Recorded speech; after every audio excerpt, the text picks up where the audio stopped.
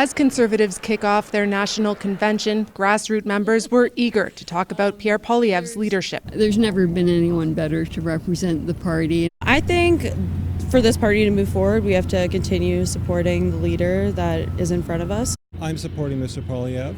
I think I would be surprised if he gets less than 90%. Well, hello, everyone. Good evening. Welcome to Calgary.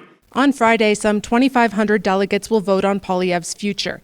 The leadership review was automatically triggered when the Conservatives lost last year's election. Sources say behind the scenes, Poilievre's been meeting privately with delegates to shore up support and making this public appeal. I'm not giving up. I don't quit. And the people of our party, the welders, the waitresses, the plumbers and police officers, the soldiers and small business people, they're the ones who I'm fighting for. The last time a Conservative leader faced this kind of review was in 2005, when Stephen Harper had 84% approval, setting up Poilievre for a similar benchmark. I kind of believe he will do okay. The question is, can he find a way to take that energy he still holds within the base of the party and convince Canadians outside of it that he's the best person to lead the country in the future?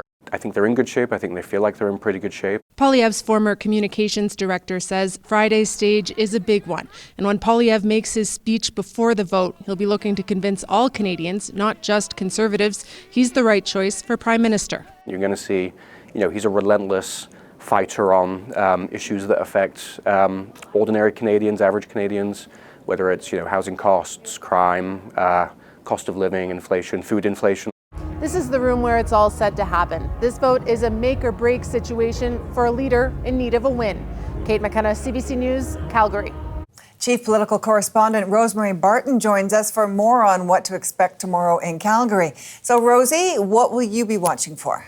Well, Pierre Poilievre, Erica, has to not only survive that review vote, which is expected, as you heard there from Kate, but he also has to find a way to improve his fortunes. Remember, the review is happening after a series of challenging moments. The election loss, of course, the loss of his own riding, losing 2 MPs to the Liberals, and public opinion polls that continue to show Poilievre remains unpopular with many Canadians. So this has got to be a real page-turning moment for him.